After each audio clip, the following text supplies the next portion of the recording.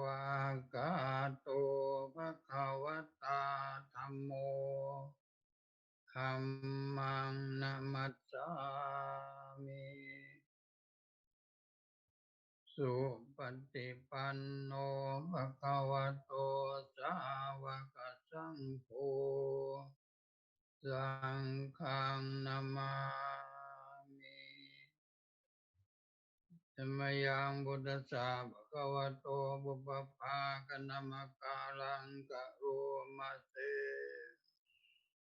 นะโมตัสสะภะคะวะโตอะระหะโตสัมมาสัมพุทธัสสะนะโมตัสสะภะคะวะโตอะระหะโตสัมมาสัมพุทธัสสะนะโมตัสสะภะคะวะโตอะระหะโตสัมมาสัมพุทธัสสะ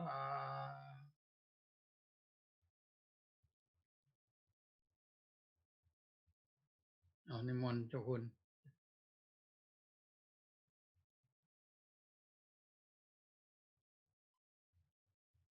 เจ้าคุณยังไม่เปิดไมค์เจ้าคุณไม่ได้เปิดไมค์ไม่ได้ยินนั่นแหละหลวงพ่อกล่าวอะไรนิดหน่อยนะหลวงพ่อกล่าวเปิดเลยครับวันนี้โอเค Today very important day for the lecture for the teaching of the Buddha by the K.C. Thompson. That topic, the view of life, that is very important for our life. But I think he studied very hard about the view of the life. I heard before that Buddha Bhikkhu very good teaching in this topic. Today, she is very important to lecture in the topic of the view of the life. So the one of the person who joined us today, I think can hear from the speaker today. So that time it is the time for the studying about the lecture or speech of the teaching of Buddha in the topic of the view of life. Thank you for the K.C. Thompson. But I heard the Thompson long time ago. If someone know about Kim Thompson, you know what the Kim Thompson. Kim Thompson very important in Thailand before. It's the Sue Thompson, Kim Thompson. Okay. Okay. Thank you very much. Thank you. Thank you, Long Pa. Thank you. And good morning and good afternoon. Welcome everyone. I am very happy that we see each other today. This week, the Dhamma, the topic today, what Long Pa said, the way of life, is very, very important. Very important. Or we call the dependent origination, with it a core of the Buddhism. I didn't talk to the Casey, the one who give a talk today. I said it's very big topic, and maybe she have to spend for a couple of hours to give a talk. But anyway, today she tried to explain what she understand. This is a very important topic, what I'm saying. And that is why the temple in Woodinville, in the temple, even if you come to the temple, to the building, meditation hall, you can see the last picture, and it's very good for when the people come. I do explain that the picture is easy to understand. And this week, we have the special guest, for the Casey Thompson come to explain the meaning of the Paticcasamuppada.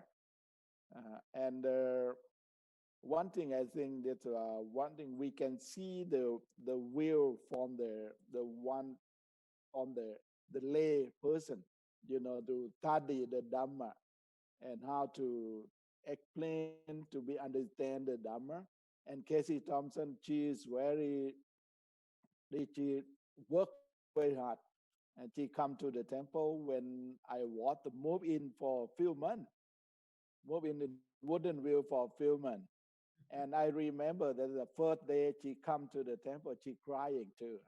I don't know, she still remember, because she told me that she moved from another place, and she brought the house. It's close by the temple. And when she searched the Buddhist temple around, Atam Mayata Rama is coming up, and maybe 5 minutes from her place, 5 minutes. It walk, you can walk, and then she come and learn Paticcasamuppada at the temple. And I have heard that she went to Kansas, and then she called the relative to come and what she learned, what she have learned, and teach to the relative. And she type, and she want me to reprint this book again. She is very, very, very deep in Paticcasamuppada. And today we are lucky to have her here to share the Dhamma, what she study, and share with our the member who come and join today.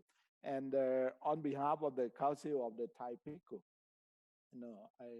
Council of the Thai Bhikkhu, we have 114 temple center around the country, and we have the 500 the missionary monk around. And we try to do what we can. We try to, spread more the Dhamma. This is our duty. I said the council of the Bhikkhu, that's the duty is for spread the Dhamma, to share the Dhamma. We have many ways to spread the Dhamma. And today, I want to invite the Casey to share the Dhamma, what she have learned from the Paticcasamuppada. It's a big topic. And one of my teachers said that, and sometimes, even he said, maybe the Buddha too, sometimes when he stay alone, and maybe he said, avicca sankara vinyana nama rupa, they recite. When even the monk, many monks, they do that. Okay. Casey, thank you for your give a talk today. Okay, thank you very much. Okay, you ready for me? Okay, thank you so much, everyone, for being here. I'm going to go through this, and then please put any questions you have in the chat box, and we can get to them at the end. Thank you so much for that introduction, Ajahn Riti. The Four Noble Truths: the truth of suffering, the truth of the cause of suffering, the truth of the end of suffering, and the truth of the path that leads to the end of suffering. I think it was Dixie who did a great talk on this before. And now Buddhadasa Bhikkhu explains how the Four Noble Truths is really talking about the wheel of life. The reason we must talk about dependent origination is that it is the heart of Buddhism. When we talk about the heart of Buddhism, most people think of the Four Noble Truths. Please understand that Paticcasamuppada is the fullness of the Noble Truths. It is the full measure of the Noble Truths. So let us call it the Great Noble Truth, the heart of Buddhism. Here is the wheel of dependent origination with the 12 links going around: arising, sustaining, and passing away. I'm going to explain in detail about this as we go. The first link is ignorance, avijja. Suffering results from stupidity, from desire, anger, and ignorance. Consider thoughtfully. Kilesa is a general term that includes greed, anger, confusion, hatred, and delusion. Therefore, suffering is the same for everyone. Namely, suffering is the result of depravity rooted in the ignorance that there is a self, Buddhadasa Bhikkhu. With ignorance as condition, formations comes to be. Formations or sankhara. This is the second link. They give rise to bodily functions, verbal functions, and mental functions. With formations, we think about all the things that we've done before this moment. The wheel of dependent origination goes around very fast, unconsciously, many, many times in 1 second. So this is everything that's come before this present moment. With formations as condition, consciousness comes to be. Vijnana. Consciousness, monks, is classified simply by the requisite condition and dependence on which it arises. Consciousness that arises in dependence on the I and forms is classified simply as I consciousness. Consciousness that arises in dependence on the ear and sounds is classified simply as ear consciousness. Consciousness that arises in dependence on the nose and aromas is classified simply as nose consciousness. Consciousness that arises in dependence on the tongue and flavors is classified simply as tongue consciousness. Consciousness that arises in dependence on the body and tactile sensations is classified simply as body consciousness. Consciousness that arises dependent on the intellect and ideas is classified simply as intellect consciousness. With consciousness as condition, name and form comes to be. Namarupa, also known as mentality, materiality, and body and mind. This is the way we perceive in this world, through our body and our mind. From the Samyutta Nikaya 1237, at Savatthi, because this body is not yours, nor does it belong to others. It is old karma, to be seen as generated and fashioned by volition, as something to be felt.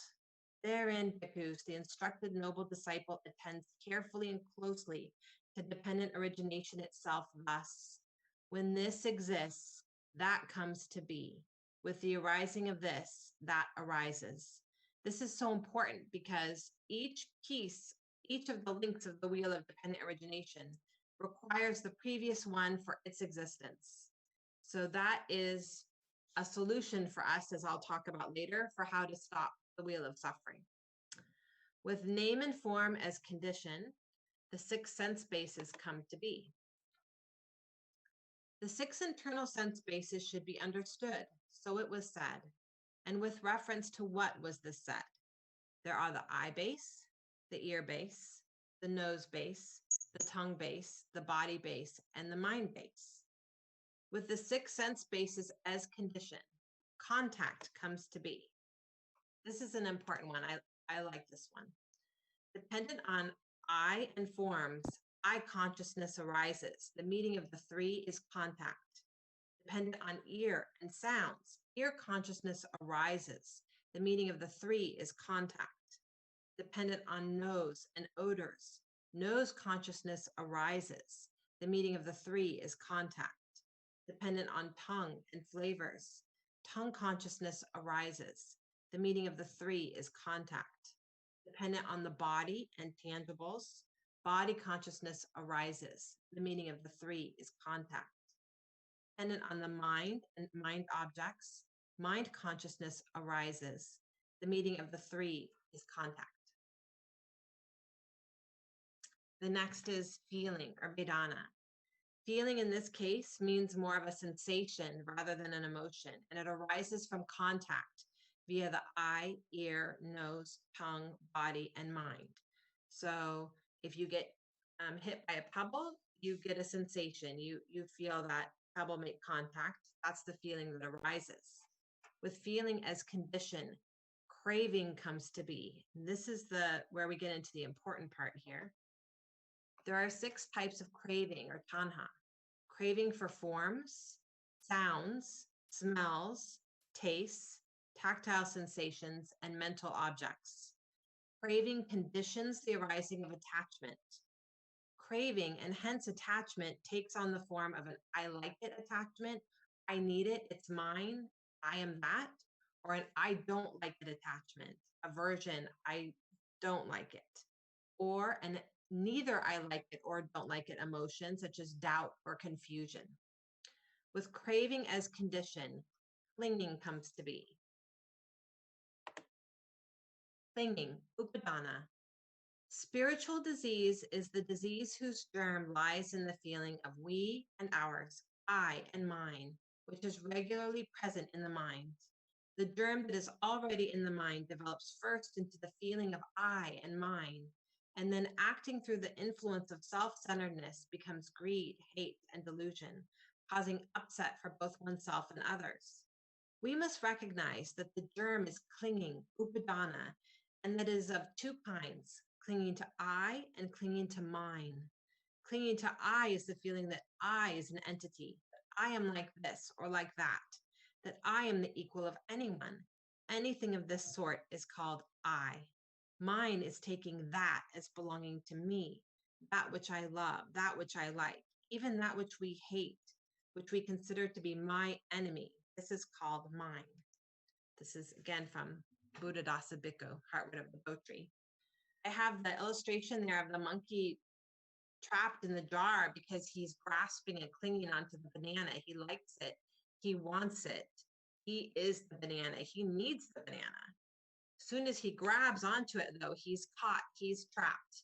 Just like we are caught and trapped in the wheel of dependent origination when we cling and grasp to things that come in through our sense doors that we perceive to be ours or that we perceive to have an aversion to. That's where we get trapped.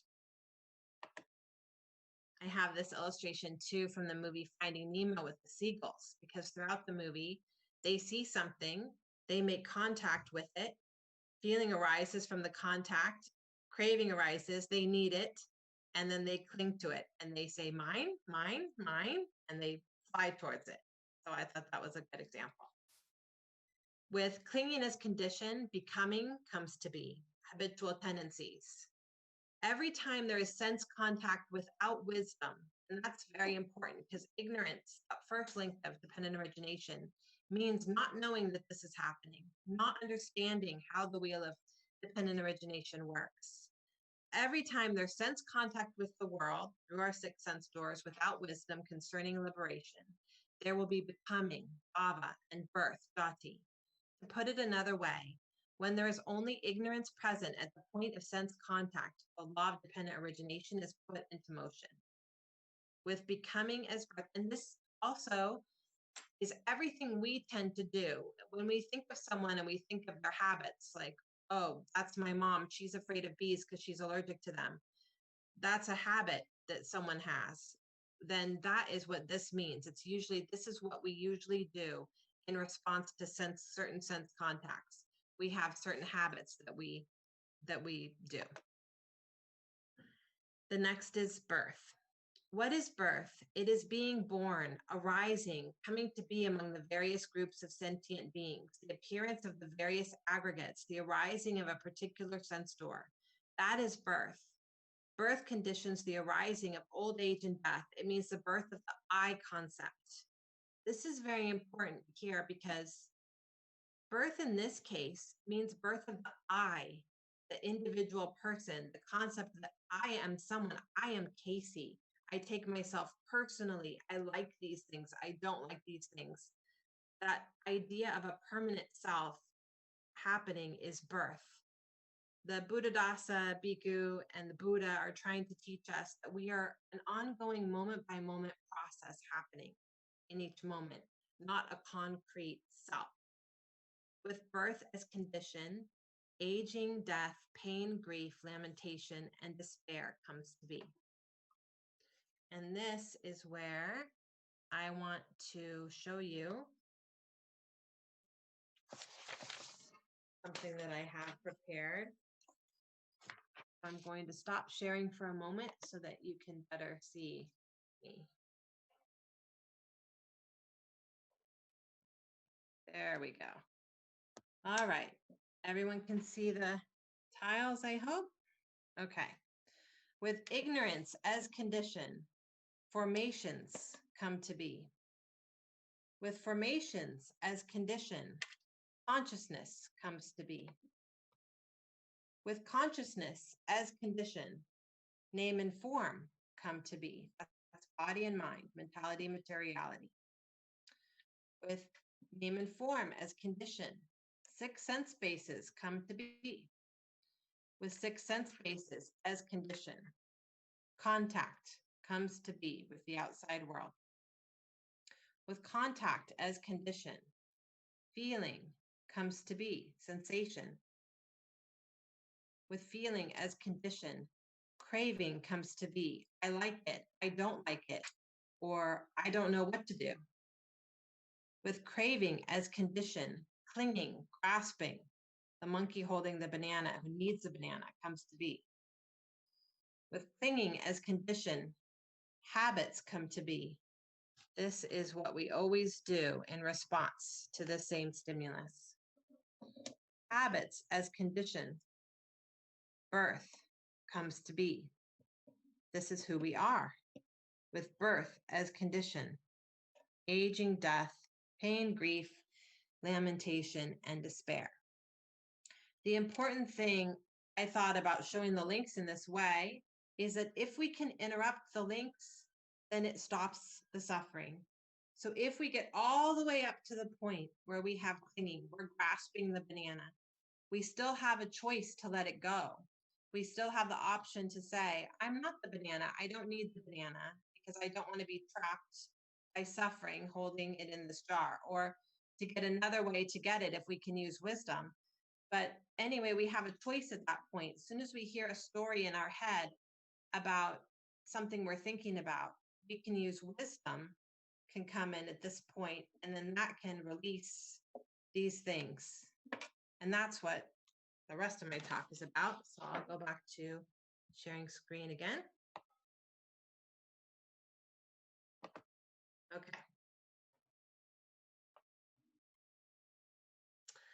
The links, as I mentioned before, go by very, very fast, many, many times a second. So it's very difficult to consciously be aware of them. Usually we catch ourselves right when we're somewhere and we're thinking about something over and over.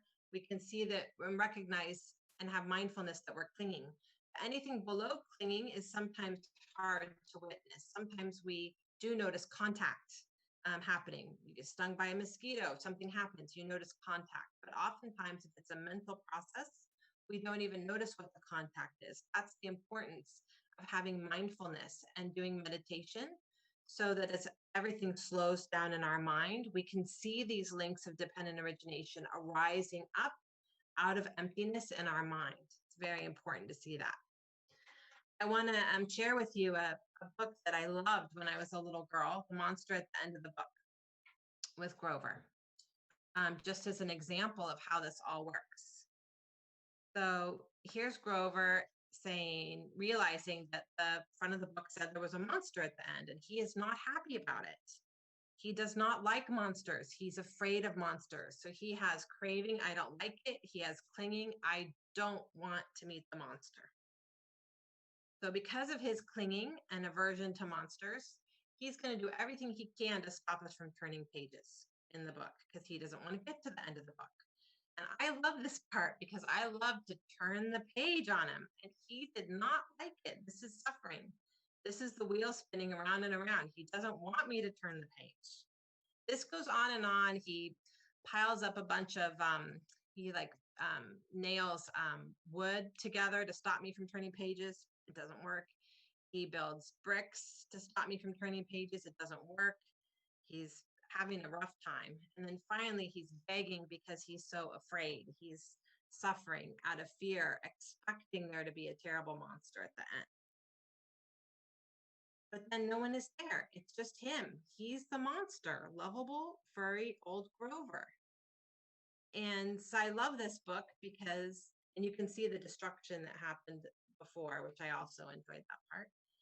You can see that we are our own monsters. You know, we are creating these fears and these problems and clinging to this suffering. And if we just sit in meditation and take the time to let it go, then we have the chance to go through our lives with wisdom and to respond to events in a more appropriate way and realize that we're so much more than our habits. We can let go of some of those identities. And he gets back on the wheel because he's embarrassed that he did all that. So it's kind of perfect that way, because that's what happens with us. We just go around and around. And then the next story I want to tell you is an example from my life, from something that happened to me. You see me there. It's a picture when I was in graduate school getting my PhD, doing research on how kids learn geographic education and how expert teachers teach geographic education to help students learn it. And in order to get the PhD, I had to take cognitive psychology classes in how memory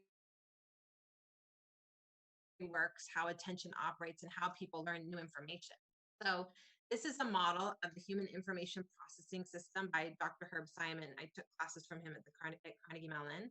And it's basically the same as what we just saw in the Wheel of Dependent Origination that the Buddha came up with. That's one thing that when I was introduced to the Wheel of Dependent Origination, I was so amazed, because it was exactly explaining how information processing works, but even more to show how information processing then leads to suffering. So that was amazing. So just to go through this with you very quickly, you have a stimulus in your outside environment, just like we were talking about. Contact occurs, and that's your sensory memory. That's where feeling happens. In the sensory memory, it happens very quick. If you don't pay attention to it, you just forget about it. Whatever happens, there's many, many things happening to us all day, every day, that we forget. We don't pay attention to them, and we don't even realize the contact we're having with the world, because it's too much information. The environment's very complex. So then we go into working memory, which now lasts between 5 and 15 seconds. If we don't pay attention to it, if we don't rehearse it, it'll just drop. Again, this happens all the time, every day. Maybe, you know, someone asks you, what were you doing 5 years ago on this day? And we'll have no idea. We won't remember unless something significant happened. We don't know. There's a lot of things that we don't remember. But if we rehearse it, then it goes into long-term memory, and is something that we can then retrieve out of long-term memory. And that's where it really becomes part of our solid identity. Okay, so then on February 21st, 2004, I temporarily lost my ability to form new long-term memories. So I was literally thrust into the present moment. That is a place where everybody's trying to get to. I was forced to be there because I could remember everything that happened up until that day of February 21st, 2004, but I couldn't remember anything that happened after that day. So sort of like the movie Groundhog Day, every moment for me was still February 21st, 2004. The reason why this happened is because I got a craniopharyngioma brain tumor, about the size of a golf ball. It sat in the space behind my eyes. It was touching on my optic nerves, touching on my hypothalamus, touching on my pituitary, filling that area and pressing into my third ventricle. The third ventricle is the area where information gets encoded into long-term memory. And so because of the pressure there, that's why I lost my memory. Okay, so I want to explain a little bit about what happened to me when I had this brain tumor at first. My sense organs were all messed up. So when I would eat food, for example, steak tasted like sour sawdust to me, so I didn't want to eat that. Wonton soup was the only thing that really tasted good to me, but even that tasted like soap for some reason. So having that experience made me realize that the world is in large part based on our perception of it, of how we experience it, and having a shared experience with other people. As soon as it's different, then we have a different experience. So this body-mind suit really mediates how we view reality. I also had the experience of my vision changing. So my peripheral vision went away, and I started to lose my central vision. So, for example, when I was writing a letter to brain surgeons to try and get them to see if they would take my case, I saw two big black dots, like holes punched out in reality in front of me. And I'd have to move my head around like this in order to write the letter to see what I was writing. So everything got messed up, including, still my memory was coming and going at that point. I ended up having 3 brain surgeries over about a year and a half, and I lost my memory 3 different times. And in the process of all these things happening, I had some really positive experiences and some not positive experiences, but both were incredibly useful for today's topic. So I'm going to explain about rebooting now. So this is part of what happened to me, and everyone has had a somewhat similar experience. Like I'll describe for you first what a global reboot was like for me. And imagine you're waking up in the morning after a very, very deep sleep. So you're coming out of this void, this emptiness where nothing is there, and you're slowly waking up.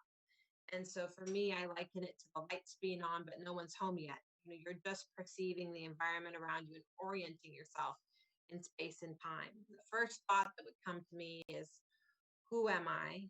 Where am I? And what happened? And I would start to try to access long-term memories, which at this point in my life was very difficult for me to access them because the chemicals in my brain weren't right yet. I was, for 7 years following brain surgery, my chemicals weren't right. So I had trouble accessing long-term memories, and I often had these reboots. So then for me, as soon as I started to access the long-term memories and I realized that I was divorced and a single mother, and my daughter was so much older than what I remembered, suffering, I was on the wheel of dependent origination. Contact had been made, feeling, craving, and clinging. I did not like it. I panicked, grief, shock, depression. How did this happen? I can't bear to live this way, because the reality of something that I'd slowly made peace with over many, many years just came crashing on me like a tsunami wave, all in one moment. So then I'd have to call my mom, call people and ask, how did this happen? Why did this happen? How could I be divorced from someone I loved so much? And reassembling my identity took about 3 days. In those moments when I would have these global reboots, I would feel like my self was spread out all over the room, like very big. And I had to try and get myself back into my body like soup that won't go back into a bowl. It's a very strange feeling. But the good news about having the reboot, especially the smaller reboots that would happen, is that I was more open to the mood of the day and more open to having my habits changed. For example, like I would be at the grocery store shopping and I would meet somebody, and in the course of saying hello, and normally I wouldn't be as open to a conversation maybe, but then I remember one time this lady needed help with her groceries out to the car, and I took him out to the car and we had a big important conversation, things that I wouldn't normally do. I was more open to doing those because I kept getting over and over pushed into this present moment and away from my habits. So it's sort of, to me, like going from living on land every day to living in a small boat on the ocean. And every day the shore was getting further and further away. So it allowed me to make choices about which of my habits I wanted to keep rather than just keeping everything as being Casey. That was the good news about it. I also had smaller local reboots within each day. So for example, whenever I went shopping at the store, that was such high cognitive overload, so much information, that by the time I got outside, I would have no idea where I parked. I would just click my clicker until I found my car. If it was a big parking lot, it was difficult. And then at other times I'd be driving along and I would have no idea where I was driving and no idea where I was. I even thought that the side of the road, I thought I was in New Zealand, and I'd get very disoriented. And then I'd realize, oh no, I'm still here in Seattle, because then I'd see something familiar. But it made me realize how much of our experience is we make it seem continuous, by our memory and our experiences and things that we know. If we don't have that memory, suddenly things become much more liquid. The other thing that would happen is many synchronicities. Things would kind of, I could feel how that day was going and how things were going, and synchronicities would happen, and I would get very peaceful about it. And I was more comfortable sitting in blankness. Like, I remember sitting in the waiting room at the Mayo Clinic for the neurosurgeon, and I had no idea that I had a brain tumor, and I had no idea why I was there. And I was just talking myself through it, like, okay, we're just going to sit here. And if no one comes out to get us or tell us what's happening in 10 minutes, then we're going to go up and talk to the lady and find out why we're here. Just all these little strategies that I had to use to get through each moment in each day, because I was constantly rebooting and I had no idea what was going on. In the very beginning, I would reboot every 10 to 60 seconds. So that was a lot. Okay. So now the path leading to the end of suffering. Now from the remainderless fading and cessation of that very ignorance comes the cessation of fabrications. From the cessation of fabrications comes the cessation of consciousness. From the cessation of consciousness comes the cessation of name and form. From the cessation of name and form comes the cessation of the six sense media. From the cessation of the six sense media comes the cessation of contact. From the cessation of contact comes the cessation of feeling. From the cessation of feeling comes the cessation of craving. From the cessation of craving comes the cessation of clinging. From the cessation of clinging comes the cessation of becoming. From the cessation of becoming comes the cessation of birth. From the cessation of birth, then aging and death, sorrow, lamentation, pain, distress, and despair all cease. Such is the cessation of this entire mass of stress and suffering. So another example I want to give is when this whole COVID thing started, I got caught in a strong clinging because of health conditions I still have. I often end up in the ER. It's somewhat normal for me to end up there at least a couple of times a year. So I started getting very worried when the hospitals got full up that if I had to go to the ER, I'd either get COVID or they wouldn't have room for me, things like that. And I actually had to take medication to sleep at night for a little while. So I thought, Casey, you're suffering and you don't need to. There's a way out of suffering. You have to use your wisdom. What would Ajahn Riti say? Use your wisdom, Casey. So I joined an online meditation retreat. I meditated about 2 hours a day because I was still having to do many household tasks. And as a result, I got distance. The panic stopped. The suffering stopped. I could accept what was happening right now as just being the nature of things. And I accepted that if anything happened, I would use my wisdom to do the best that I could, but there was no point in suffering now when nothing was going wrong. That would just lead to me suffering. So that within just a day or two, that broke the cycle and I was able to get off the medication and I continued to meditate, and it allowed distance between myself and my suffering. It settled down my nervous system and allowed me to have peace and then to respond to things I needed to do in my life that I'd been avoiding because I'd been too stressed out, and I was able to be more productive and get a lot more done. I remember one of the first times I went and saw Ajahn Riti, he showed me this same illustration. This is another example of how this happens.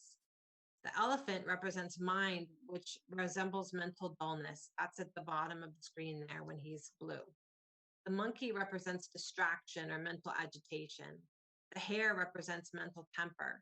The flames keep on diminishing along the way, which represents the amount of effort needed to put on cultivating understanding and recollection. At the end of the path, you can see how the elephant becomes whiter as it goes. So as the mind calms down, the dullness leaves, the thoughts leave, peacefulness enters. You can also see how the monkey and the hare start to come more together with the elephant and settle down as well. And then finally the monk's riding on back of the elephant. And that's the symbol for mastering his mind and not being at the mercy of the wheel of dependent origination going around and around. Idipatayata, the law of conditionality. This is what makes all of this make sense. When this exists, this naturally exists. Due to the arising of this consequently arises. When this does not exist, this naturally does not exist. Due to the quenching of this consequently is quenched. This is very important because when the Buddha became enlightened, he understood that the wheel of dependent origination, he called it such because each link depends on the previous link in order to exist, which means that if we could interrupt it at any point, whatever point we can, to become mindful and aware of it, then we can stop the suffering. It's another way to look at it. I can't really pronounce that, so I'll just say, as the texts have it, the world, the whole business, no matter what, the entire world is void of self. There is only a flow of idipatayata. There is no self entity involved. The world, because it's not self-existent, must have come to be in dependence on other things. So it's called the paticca samuppanna Dhamma. Mutual dependence can be seen in everything, in all things in the world at large. The world, the solar system, the sun, the moon, the stars, everything, the entire universe, all are like this. All are dependently arisen. Suppose somebody believes that God makes everything happen. Well, that would be sort of right. But we would rather say things arise in dependence on the law of nature, the law of idipatayata, the law of conditionality, which is the same as any God. The law of idipatayata makes everything happen. So again, that's the law of conditions. We talk about like conditions right now. You know, we have COVID-19 in the world. These are just the conditions. And we have a choice. We can either accept the conditions and apply wisdom and do the best we can to navigate things, or we can be at the mercy, like I was in the beginning, of suffering, of grasping onto it or having aversion to it. I don't like it, and not wanting that to happen and being caught in that wheel of suffering. Cessation. Now from the remainderless fading and cessation of that very ignorance comes the cessation of fabrications. From the cessation of fabrications comes the cessation of consciousness. From the cessation of consciousness comes the cessation of name and form. From the cessation of name and form comes the cessation of the six sense media. From the cessation of the six sense media comes the cessation of contact. From the cessation of contact comes the cessation of feeling. From the cessation of feeling comes the cessation of craving. From the cessation of craving comes the cessation of clinging. From the cessation of clinging comes the cessation of becoming. From the cessation of becoming comes the cessation of birth. From the cessation of birth, then aging and death, sorrow, lamentation, pain, distress, and despair all cease. Such is the cessation of this entire mass of stress and suffering. The path leading to the cessation of suffering. Now, Ananda, in as far as a monk does not assume feeling to be the self, nor the self as oblivious, nor that myself feels, in that myself is subject to feeling, then, not assuming in this way, he is not sustained by anything, does not cling to anything in the world. Unsustained, he is not agitated. Unagitated, he is totally unbound right within. He discerns that birth is ended, the holy life fulfilled, the task done. There is nothing further for this world. So again, in this sutta, the Buddha is making clear that as soon as we cling to a permanent self, that's where all the suffering comes from. Every time this happens to me over and over, where I unconsciously cling back to my permanent self, and then I have the realization all over again that I'm just an ongoing moment by moment process. And I just laugh all over again, realizing that it got me again. So every day is a game that I play, trying to have enough mindfulness to see the links of dependent origination. So what happens behind this, behind the wheel of dependent origination? Sunyata, voidness, emptiness.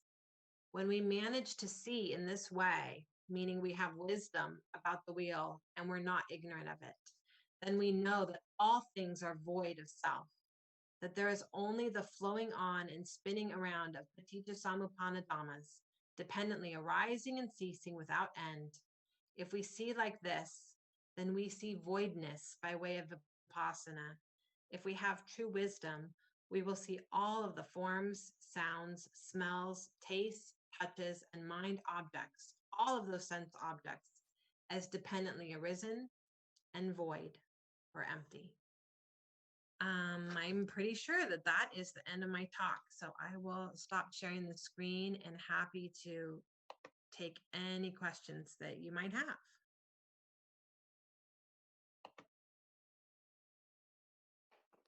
Okay, anyone want to ask the question?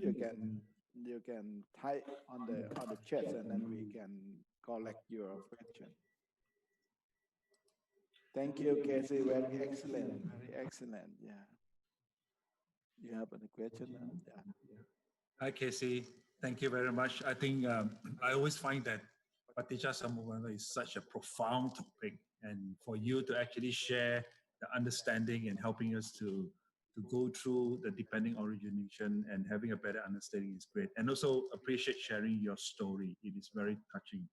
So we have a couple of questions here, and maybe you can share a bit more. Like, do you have any examples of how you have actually applied paticca samuppanna in your daily life?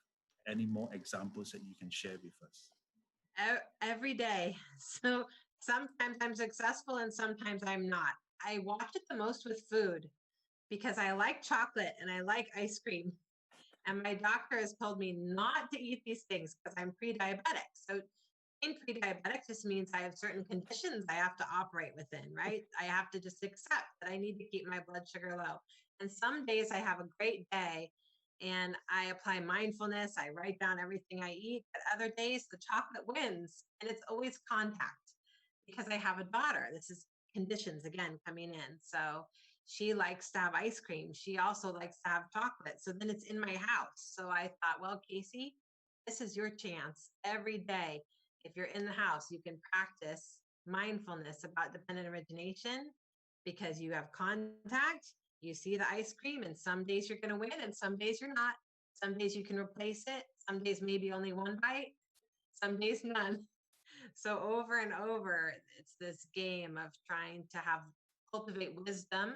And what I noticed is that on the days when I have done my meditation and I've set up positive conditions in myself, then I have more space between me and the sense objects. And it's much easier for me then to have wisdom because there's space there, there's emptiness. On other days, let's say conditions happen where I find out, something upsetting happened in my life. My emotions are stirred up and I have clinging happening, that I'm unhappy with something going on in my life. It's more likely that the chocolate will win on that day. So I think meditation is so helpful. Ajahn Prayat always told me that a meditation is like a shower for the inside, for the inside of our mind. Every day we take care of our bodies and our outside, but we don't take care of our mind. And we aren't taught in this culture how important the mind is. It's like when you meditate, you realize it's like a complicated spaceship, and that's a different talk, is to talk about how meditation happens and the factors for enlightenment and things like that. But if we can practice hard on the meditation and cultivate the emptiness, then we can really watch this happen in our daily life. Thank you, Casey. So we have more follow-up questions. So as we know, you actually have a PhD in cognitive studies in education. That's a very scientific field. And we are also talking about something from the sutta. So how do you see the relationship from the law of conditionality versus the law of scientific that you know about the brain and the cognitive studies? Well, that's a great question, because what I actually learned is that the Buddha knows more about this stuff than the scientists do at this point. They just haven't caught up yet. So The way the scientists work is reductionistic. It's always analyzing and getting smaller and smaller and smaller into something where you're trying to answer a question. The way that the Buddha looked at things was in a holistic way, looking at everything all linked together. So that's the opposite kind of mind that is required to look at both things. It's a completely different way of looking at the world. So I think that right now our world is conditioned among this reductionist scientific thinking. And so I think if we practice meditation as well, we can see things a completely different way in their totality and their wholeness. And with the wheel of dependent origination, the Buddha actually goes beyond cognitive psychology, which I think is really amazing that he goes, up to before consciousness and then after, to really show how all these things are interrelated. It's quite phenomenal. Thank you, Casey. There is a question that the participant is actually showing their compassion and loving kindness. He is actually asking, have you been completely healed from the brain tumor? Oh, that's so nice. Yes, I have. My last brain surgery was October 3rd, 2005. And so then up until 2015, my chemicals were all out of balance. And finally, from 2015 till now, I am able to function in a more normal way. Thank you. Thank you. Yeah, this is quite a profound question. I hope I can actually ask it correctly. So the question that they have is, let me just pull out the information. Just give me a minute. Can habit of human being change from moment to moment? What is your perspective? Can inhabitants of human being, I don't understand the question. I mean, we are changing from moment to moment. Maybe the person asking can clarify what they mean by inhabitants. I'm not sure I understand. Dr. Chanya, do you want to elaborate your question so that Casey can share her thoughts?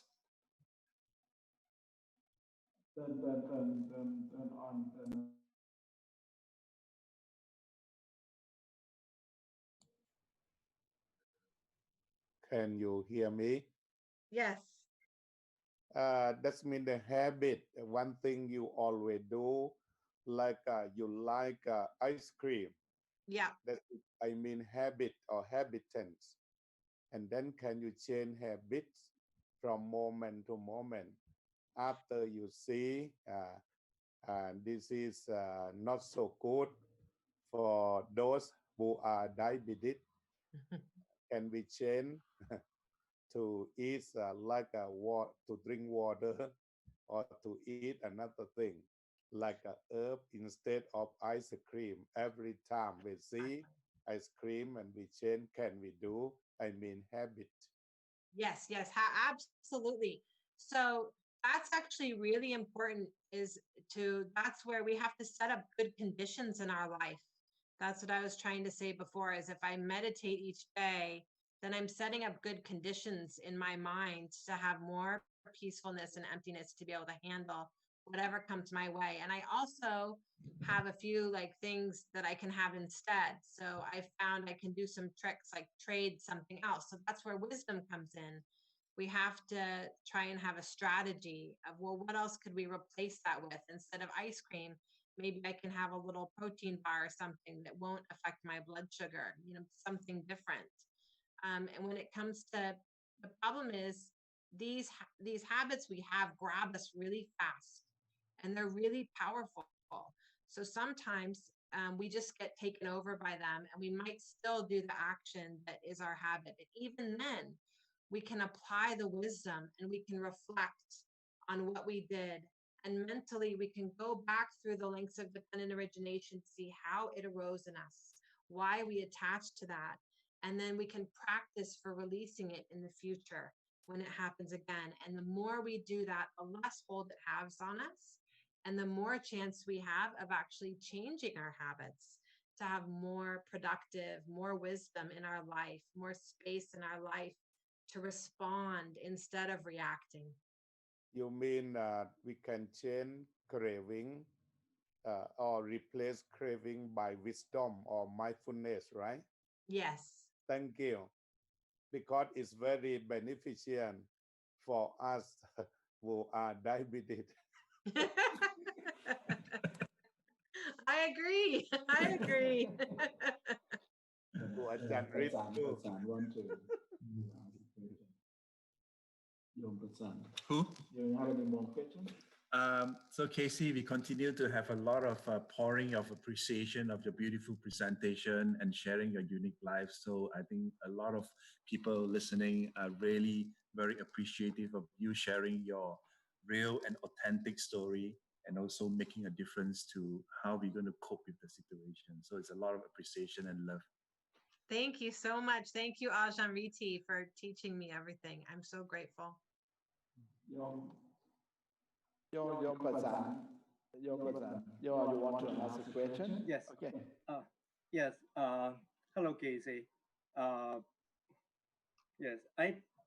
First of all, I just would like to show the deep appreciation of what you are sharing with us, and with the deep, profound understanding of the teaching of Buddha, and you intelligently, diligently apply that knowledge to your everyday lives.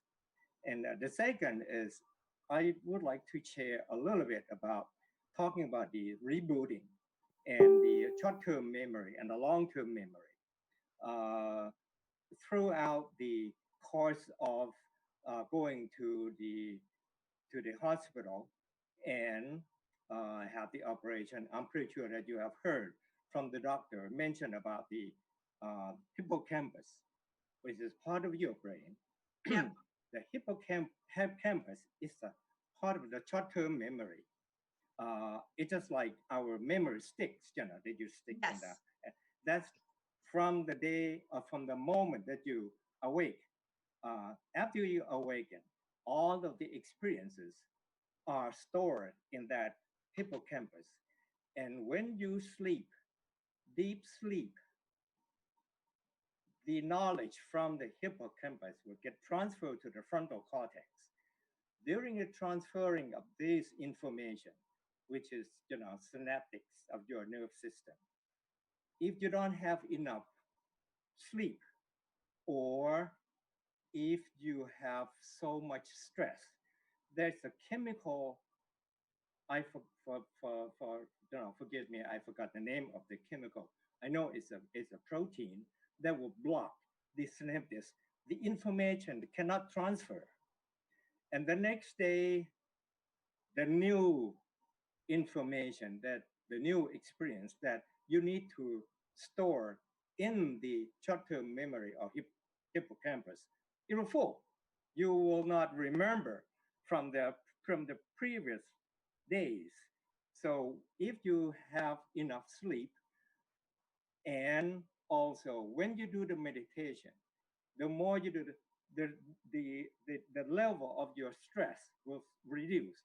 The chemical that blocks the synapses between the hippocampus and the frontal cortex will open up, and then so the older memory, the previous experiences got transferred to the frontal cortex. That leaves the room for your hippocampus to absorb, to store the experience.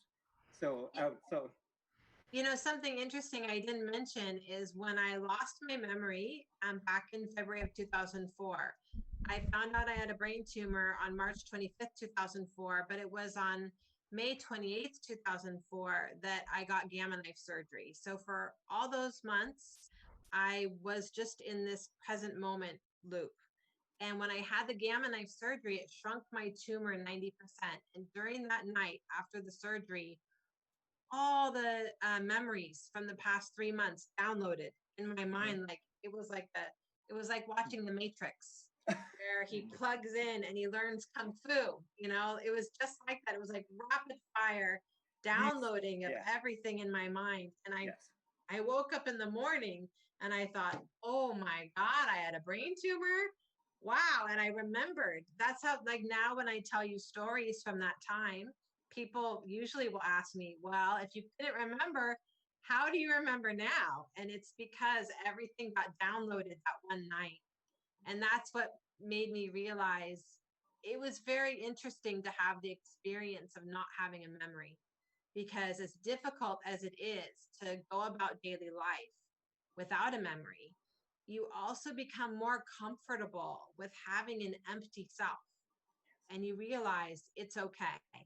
Thinking is kind of a bad habit that we have, really. We think too much.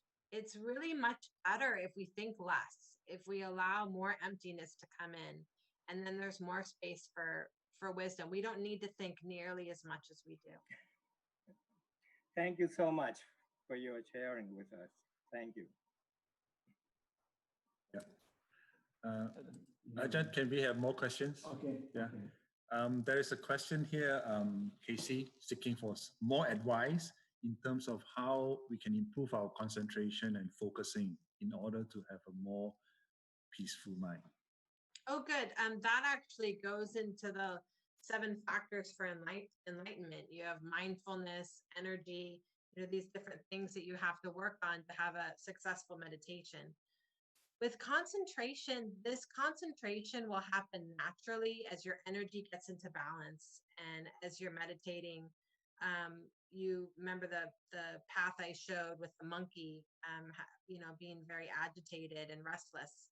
As you calm that down, you focus on the breath and you tranquilize the body, you relax the body, but keep the spine straight.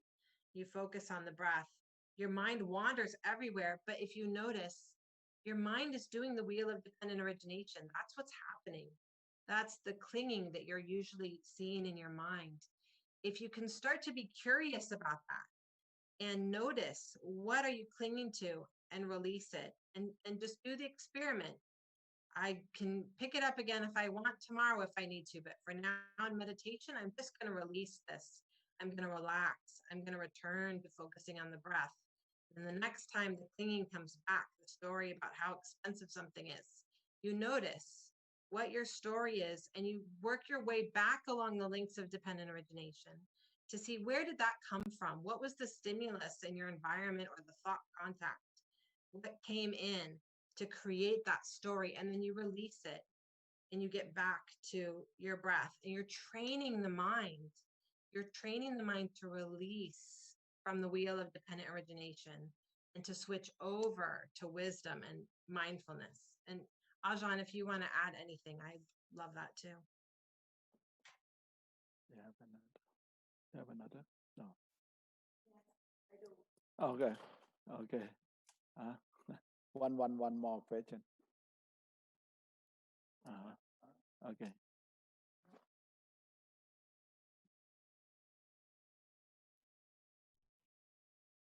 Okay, let me read the question. No beings or phenomena exist independently of other beings and phenomena. How do we reach dependent origination if this is true?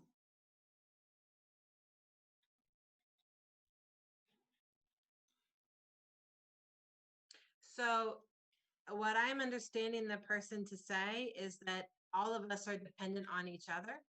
That's right. Yeah.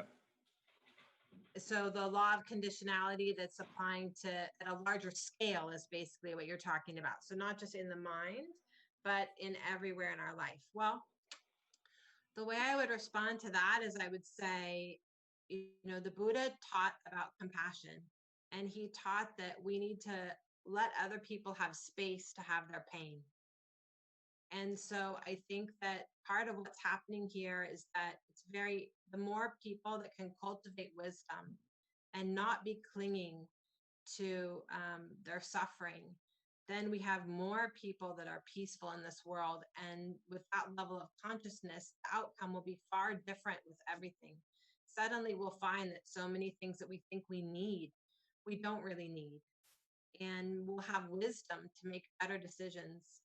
Oftentimes I look back at things that I've done, even recently, when I wasn't applying wisdom and I was caught in the wheel, and they were very stupid things. And it's very humbling to realize how dumb we can really be when we're caught in this grasping and we think, and we're attached to something and we think we need it. So I think the lesson here is to realize that all of us live here together. We're all dependent on one another. And the more we can have wisdom, the more we can come up with creative solutions to make life so much better for everybody. Another question. Casey, I just saw that somebody asking you, are you thinking to write the book about this topic? Oh. Yeah, that's a good idea. I'd love to do that. Okay. I'm really, really encourage you to share, and then you will share this for many, many years, and then, for a long time, and with profound understanding of the topic, and be able to apply that to your everyday life is so refreshing and it's so mind-boggling that for someone that can use as beneficial, not just to you, to yourself, and to the whole world, basically, that is just amazing. I'm speechless by sitting here and listening to you. Thank you so much. Thank really. you so much. Thank you, Casey. And the talk today, we're going to upload to the Facebook. Anyone want to go back to listen to you again, to her again, you can go to the Facebook, and we try to upload to the YouTube, and what we can. For the last talk, be now one of our member on our top, auditing, but it's not finished yet. Not finished yet. We are waiting for that. And then thank you very much for Casey. Very excellent talk today. And for the next Saturday, I invite the monk from Sri Lanka. He is living in a temple in California, from Sri Lanka. Okay, and maybe I try to contact the most venerable Plom Bandit for the Saturday 11, I think. Let's see, and I will send you information. And thank you very much for everyone to join today. And maybe you can talk behind the microphone again. And today I want to say thank you to Luang Por. Luang Por come first, 1 hour before we start. Luang Por come join today, and he's listened to for a long time. Okay, and Luang Por going to pay respect to the Triple Gem again. นิมนต์หลวงพ่อครับผม อะระหังสัมมาสัมพุทโธภะคะวาพุทธังภะคะวันตังอะภิวาเทสวากาโตภะคะวะตาธัมมังนะมัสสามิสุปฏิปันโนภะคะวะโตสาวกสังโฆสังฆังนะโม Thank you. The secretary, you want to say anything? Okay, I just like to thank you very much for our speaker today.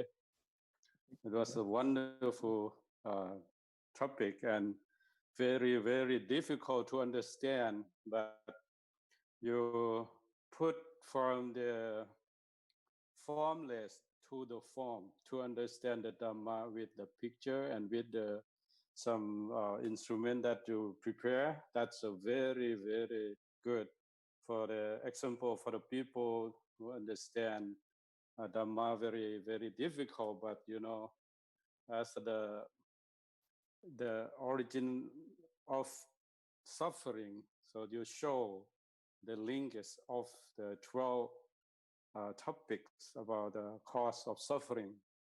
Then the people ask that how to cut the chains. that's the difficult thing, and that's maybe the next topic you should bring to this meeting room to share with other people about how to cut the links of independent origination or Paticcasamuppada. So today you just show the map, show the origin of the dukkha and how to eliminate the dukkha as another next step. So thank you very much for your great presentation today. Thank you very much. Yeah. พระเดชพระคุณวัดพุทธานุสรณ์ you want to say something ครับผมพุทธานุสรณ์ครับผมเปิดไมค์ได้ครับเปิดไมค์ได้ครับหลวงพ่อ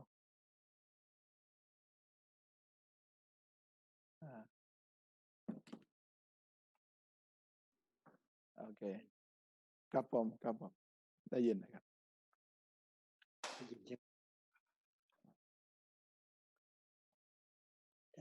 I just would like to say thanks for organizer means the เจ้าคุณวัดธรรมยตาราม and also the on behalf of the our council that is a very excellent job that you have done. You have what is the brought this one up, especially in this pandemic time. So that is very important that people have more time. Today I share the link to about 4 or 5 people. I hope they would join. They would get because at our group also we have this on Saturday, but 10 o'clock to noon.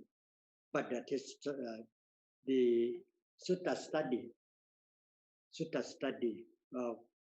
from the translation of Bhikkhu Bodhi. And then I think that is this one is especially you has 2, I think has 2, 3, 4. I think I don't know, I couldn't remember that you have brought Americans that who experience, who were not Buddhists at the beginning, to share with us. That is very important to convince the people to study more. Like today, Paticcasamuppada, and then I think we understood about that. Means we understood that it's very difficult to understand. Like the Secretary General just said, I think that is because Paticcasamuppada is Fourfold Truth, the same thing, right? That's my words. Please remember my words. Paticcasamuppada is Fourfold Truth. This is the same thing. So that I think this another way to she had offered us the best, very easy as the psychologist, and also means modern knowledge and the knowledge found by the Buddha. So I think, like she said, the Buddha is beyond everything. Thank you very much. So I hope to join you next Saturday by Dhammaratana, right? What the name of that? Wong. His name is Dr. Wapola Bante Panyananda. Bante Panyananda. Piyananda. You know Piyananda, right? Yes, I think I met him since 1973 or 74 at Bodh Gaya. When he lived in India. Oh, thank you very much. I wish you the best. Thank you. So today we have the new monk who is going to be a teacher, the Thai Chinawangso. You know. Who is here? Yeah, he not sing. Oh. The new monk. Yeah. The new monk. Yeah, temporary. Oh, temporary. Okay. For 15 days before he start to work as a teacher. Okay. Thank you very much, sir. Thank you. I'm one of his mom. I'm his mom. Oh, okay. Thank you too. I very appreciate the teaching today. It's very good, very clear, and very related to our lay people life. Oh, That's good. it's kind of like a very clear connections in our minds. Of the true value of Buddha. It's very, very, very grateful. Thank you so much. Very great. Okay. Okay. Sorry, Casey, I have a question. Oh, Sorry, this is at the end. Then only this thing come to my mind. Actually, you have a very deep knowledge or understanding of a human brain. You see, as a human, we will have a memory. And always, the memory must be good, bad, sad, happy. So how are we going to stay in the neutral form that you can't choose, right? Because there is a nature of our brain. Good one, bad one. So you can't say that, oh, don't think about the bad one. Always think of positive, think positive. But eventually, because of the nature of the brain, that we will, how can we stay like not sad, not so sad, happy, not so happy, in a very neutral and constant and steady mind that to control our from the brain to our heart, to our feelings and our action. Yeah, that's a great question, Alice, because actually, if we're always trying to be positive, that's still clinging.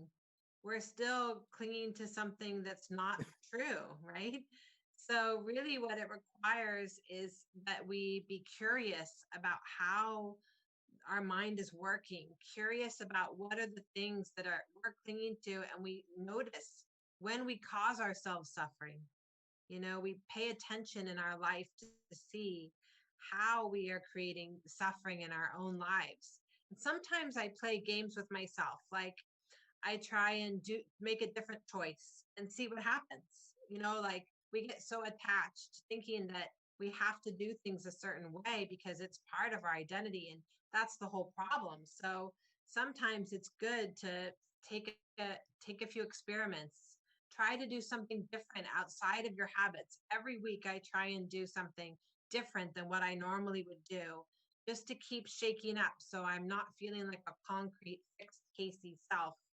I'm realizing that I'm just an ongoing moment by moment process. We can also take advantage of that moment when we wake up in the morning before we fully solidify as an Alice or a Casey. Then all the conditions are open at that moment. Take advantage of that moment to really, breathe in and out for a minute and just anchor in the emptiness, in that liquidity. So then when things happen, we have a better opportunity to have space between ourselves and the thing that normally gets us. And even if it gets us in 1 second later, we still have that 1 second to notice. And so it's a constant game for me to try to notice the wheel as early as possible, to try to see it as it starts, to see if I can release it and let it go. Okay. Does that help at all? Does that help your question? Yes. Casey, maybe I can add on to that question. Yeah. So give you an example. You are also having teenagers at home. You have students. Yes. So, and you know that between the family, the mother or the daughter or the father and the daughter, so there will be differences in terms of perceptions and what you would expect as a parent. Yes. So you will be in contact with how your children behave in terms of what you believe is right or wrong. So how do you get yourself so that whatever things that you think is not right doesn't trigger you and still maintain that equanimity? Yeah, that's a really great question. So what's interesting about being in a relationship with other people is that they're so different from how we are. Like, even though you have a child, so you think that they'd be similar to you, in so many ways, they're so different. And so that's a beautiful opportunity to be curious and listen to them, ask them questions, let them talk about how they're thinking about a particular thing. Because often we react too quickly as parents. We think we know what they're thinking, but they're changing. Like, as children, especially, they're changing so much more than we are. They're not fixed yet. And we oftentimes make assumptions thinking that we know. And I think it's good to be quiet and let them talk and let them speak. And then you know if they're getting caught so that you can help them. You can start to hear in their language where they're getting caught in suffering. And so then you can help them to release that. And then you're not bringing your story into it. Oftentimes our explanations are based on our experiences, which doesn't help them. That's not their experience. And it's also our clinging. We don't need to talk necessarily from our experience unless it's in a direct bearing to their question.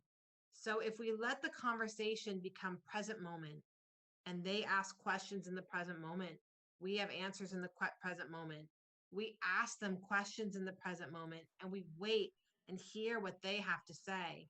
Then we're really doing the best job we can as parents, being present in that moment to not increase suffering and to help guide them away from having suffering of their own. Yeah, I think it's very true because a lot of time we always think that I'm the father, so I have the right to tell you or whatever. So it's going back to what you shared earlier. My, you know. Yeah. That's an attachment. Yeah. Thank you.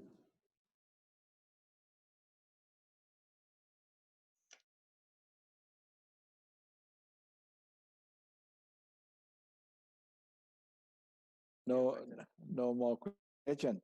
Huh? Okay. Today, you know, many people from the Malaysia, you know, one Malaysia, many Malaysia, and yeah, more than 50 people. But it's okay, and then we can upload to the Facebook, and more people can reach. Okay, and thank you very much. Thank you. Casey, there are some people asking whether they can have a copy of your presentation. Sure. No problem. Okay. Okay.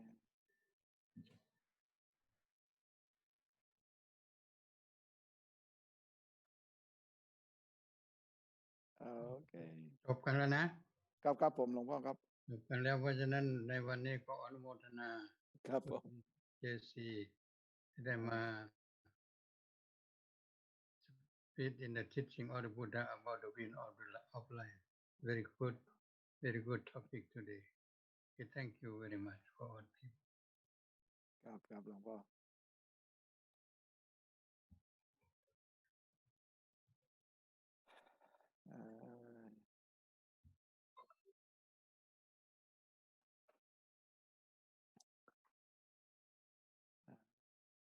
Anyone want to talk behind of the microphone now? I not record now. Okay, you can talk. Yeah, I just want to say a little bit that really seriously, Casey, you should put all of this in the books. Start right, and I'll be happy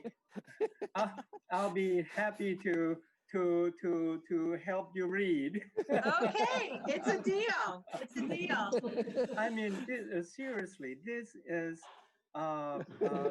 you're speaking from experience, your experiences. I'm pretty sure it will help out a lot of people out there. That I have been to the meeting. That someone, the Westerner, that she does not understand the meaning of the meditation or what the meditation can help. She came to me, yes, I practice meditation because I have a diabetes. Which meditation practice, which technique should I do to help my diabetes. I said, meditation doesn't cure your diabetes. And she just don't understand that. So from your experience, this is just wonderful. And with the depth of understanding of the teaching, this is especially well helpful to a lot of people. I really truly that you should thinking about it and start outlining, and I will help you get published. Okay. If you're busy now, Casey, you're busy now, writing. Well, I've been working on a book for a long time, so. Oh, good. Yeah, I'll take him up on this idea. I'm glad to hear that. Yes. Thank you. Okay.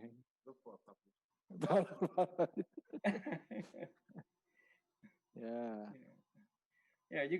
You can tell that everybody just sits still. They didn't log off yet. Everybody just still, kind of mesmerized with your, speech. So Thank right now, you so much. Yeah. Well, the next thing I would want to talk about, I think, is how to do the meditation, so that people can. The most important thing is to practice this in our daily lives. Exactly. And how to do that, how to actually see it happening, and to have examples of that, and to have people practice it, like to have people do meditation for 5 minutes, and then, start to see, when they see the space they can get, that's the miracle that happens, because then they're no longer a fixed concrete self. Soon as our self becomes liquid, then everything is possible. There's no need to have the suffering. It's just that we're so concrete, we think we're fixed, and we're not. I would like to suggest one more thing, that trying to get a book. The title is Why We Sleep. It's written by Dr. Walker, the researcher at the University of Berkeley, University of California at Berkeley. How the hippocampus and the frontal cortex are connected. I read it. That's not my own. I got from that book, and it helps to understand the meditation, the reduction of the chemical that prevent the synapses to connect it freely, so you can recall from the long-term memory,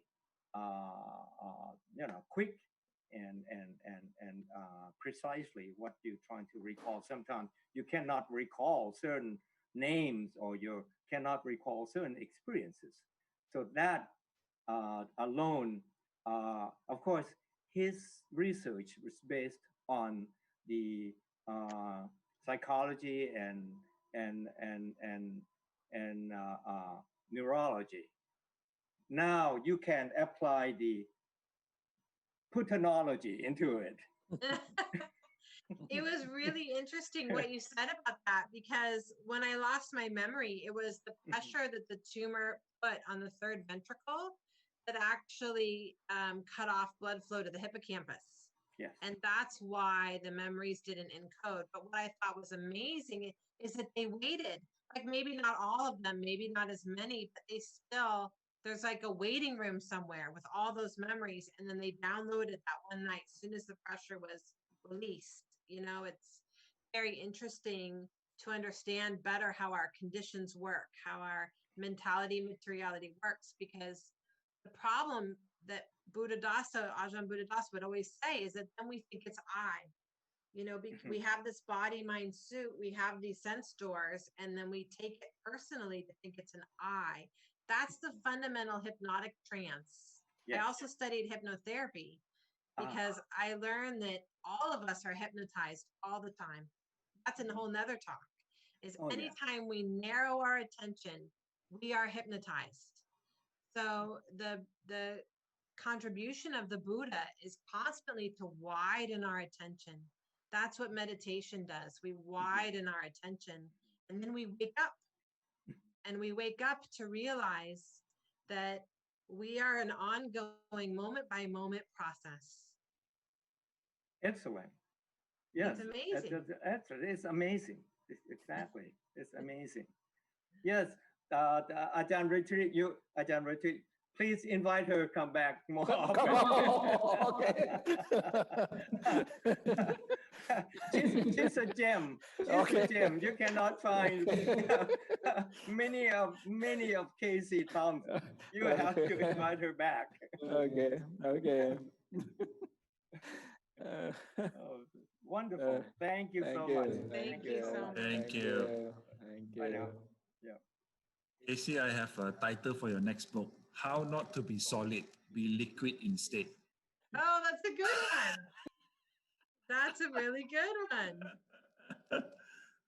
Okay, so in case you adopt it, there is no trademark. There's no thing that you... That's good. That's really good. Because I heard you talking about the concrete and liquid. So I think it's... Yes. Yep, it is like that. Yeah. How not to be so firm on ourselves and everything. Yes. Be liquid, that you can flow along and you can actually go along with the process and be very comfortable and be very natural. It's like the law of nature. So think along that line in terms of your next book. Okay? Thank you. You have to think for the next topic now. Okay. You have to think for the next topic. No, that's easy. It would be the meditation and the factors of enlightenment and the jhanas and all that. Would be the next. Yeah. And then emptiness, always emptiness. Okay. Thank you.